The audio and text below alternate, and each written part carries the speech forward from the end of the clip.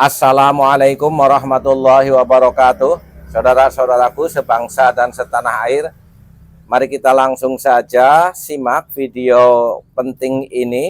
Jadi judulnya adalah Indonesia untuk Bangsa Indonesia. Para elit politik Indonesia pada tahun 2002 telah melakukan amandemen terhadap Undang-Undang Dasar 45 sehingga menjadikan Indonesia sebagai sebuah negara liberal sebagaimana sistem demokrasi yang diusung oleh Amerika Serikat dan negara-negara kapitalis barat. Pasal 6 ayat 1 dalam UUD 45 hasil amandemen yang semula menyatakan bahwa presiden ialah orang Indonesia asli yang bersama wakil presiden dipilih oleh MPR, telah mereka rubah menjadi calon presiden dan calon wakil presiden harus seorang warga negara Indonesia sejak kelahirannya dengan keterangan tambahan lainnya. Para elit politik penyusun amandemen 2002 telah abai bahwa Indonesia tidak pernah menganut asas ius soli yang mendasarkan kewarganegaranya pada tanah kelahiran seseorang. Amandemen tersebut rawan terhadap kehadiran warga negara anasionalis yang lahir dari orang-orang asing yang gelombang demi gelombang bermigrasi ke Indonesia. Akibatnya akan terjadi multikulturisme yang mengganggu proses akulturasi budaya daerah-daerah menuju kepada kebineka-tunggal-ikaan kaum pribumi.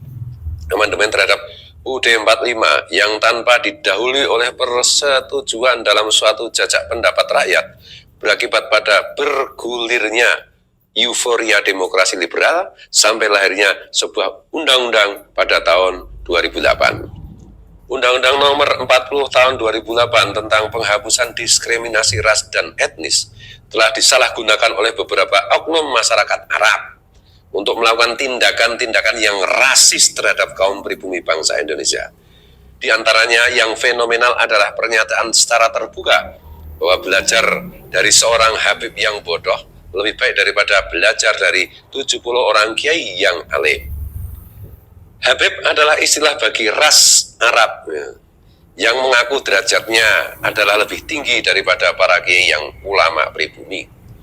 Pernyataan yang rasis juga disampaikan oleh tokoh terkemuka mereka ke publik tentang amanat almarhum Presiden Soekarno, proklamator kemerdekaan dan pemimpin besar revolusi Indonesia, bahwa untuk beragama Islam tidak perlu menjadi orang Arab. Habib itu menyangkal keras dengan pernyataannya bahwa seorang Muslim harus mencintai orang Arab. Presiden yang hasil pemilihan langsung oleh rakyat Indonesia juga telah dinistanya sebagai presiden goblok, dan Menteri Agama RI dihinanya sebagai sesat dan kurang ajar. Sehingga istana disebutnya adalah istana iblis. Kelakuan yang rasis dan provokatif demikian telah menyebar pada segolongan masyarakat Arab, sehingga begitu tega hati menginginkan Sultan Syarif Abdul Hamid Al-Qadri II yang Jenderal Mayor Tentara Belanda dan ajudan istimewa Ratu Belanda diusulkan menjadi pahlawan nasional.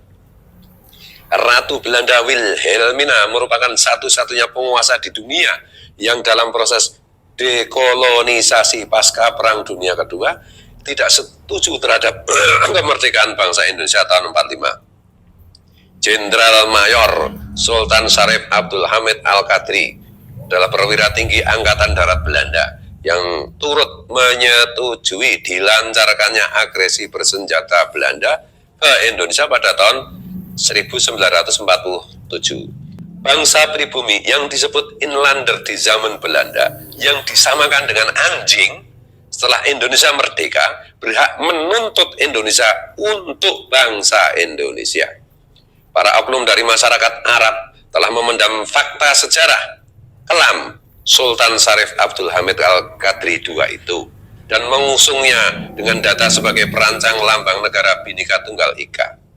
Sultan Syarif Abdul Hamid Al-Qadri II sejatinya hanya pemenang sayembara yang rancangannya kemudian diproses oleh Panitia Lencana Negara dengan hasil yang bentuknya sudah jauh berbeda dengan rancangan awalnya.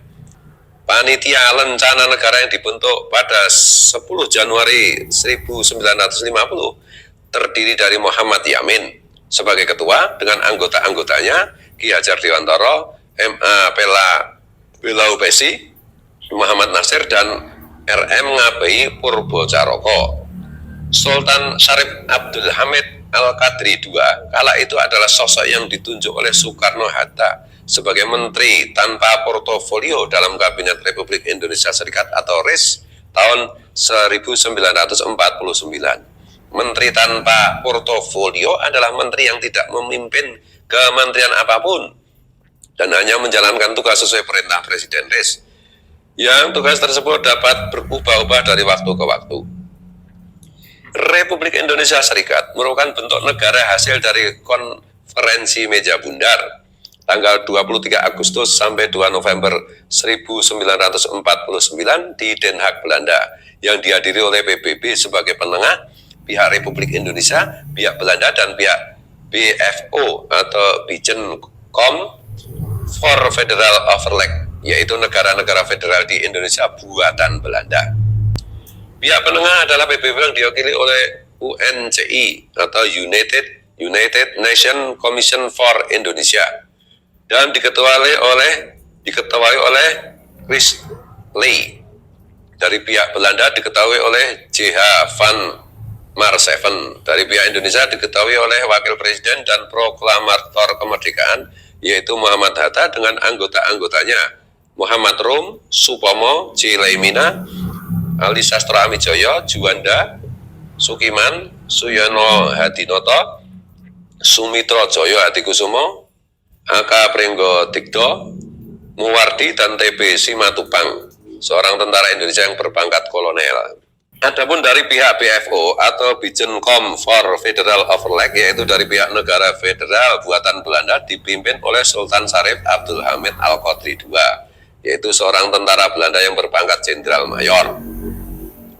Sultan ke-7 dari Kesultanan Arab Pontianak yang terbentuk di zaman kolonial tahun 1771 tersebut pada 1949 terlibat dalam kegiatan teror Westerling di zaman Revolusi Fisik Indonesia 1945 sampai 1950. Bertentangan dengan Jenderal Mayor Sultan Syarif Abdul Hamid Al-Qadri II yang pro Belanda pada era perjuangan dan era mempertahankan ke Indonesia merdeka, terdapat juga para pahlawan nasional yang orang Arab, antara lain seorang perintis kemerdekaan bernama Hamid Al-Qadri yang lahir di Pasuruan pada tanggal 10 Juli 1912. Ia bersama keluarganya mempunyai nama besar di tataran sosial politik Indonesia. Kemiripan nama besar Hamid Al-Qadri, pahlawan nasional yang anti Belanda, dengan Sultan Syarif Abdul Hamid Al-Qadri II yang pro Belanda sangat rawan terhadap terjadinya kebohongan publik yang menyesatkan sejarah kebangsaan. Usaha ke arah penyesatan nampak dari maraknya hoax akhir-akhir ini di dunia maya dan juga nyata yang menginginkan Sultan Syarif Abdul Hamid Al-Qadri II menjadi pahlawan nasional.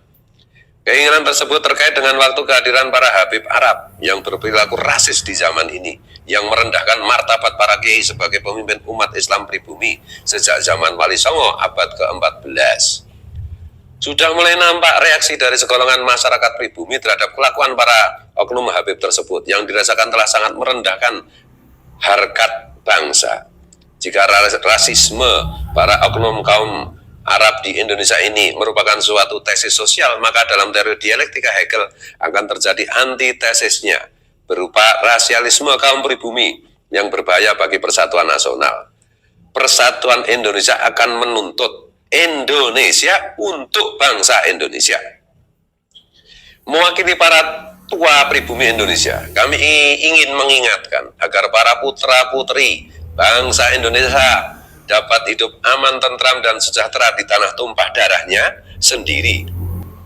Hidup bersama tanpa membedakan suku, ras, golongan, dan agama atau sara. Tapi dalam berbagi hidup ini, dengan keturunan para imigran asing, kaum pribumi tidak boleh lagi dianggap ras inlander yang sejajar dengan anjing seperti dulu, atau dimaki-maki seperti anjing yang sering terjadi sekarang ini. Para putra-putri bangsa juga harus sadar agar tidak terus-menerus terbawa arus tipu daya asing karena politik, uang, maupun manipulasi agama atau kebudayaan apapun. Saudara-saudaraku sebangsa dan setanah air, kita sukseskan dulu Pilpres dan Pemilu di tahun 2024 ini yang tinggal 1 bulan. Setelah itu kita membuat perhitungan ulang secara terstruktur dan terukur. Kita lawan para kabaib klan Dobolowi yang sudah jelas-jelas melakukan rasisme di Indonesia, mengingkari kesepakatan dan nilai-nilai kita sebagai bangsa yang besar, Bhinneka Tunggal Ika. Bersiaplah. Walafu minkum, wassalamualaikum warahmatullahi wabarakatuh.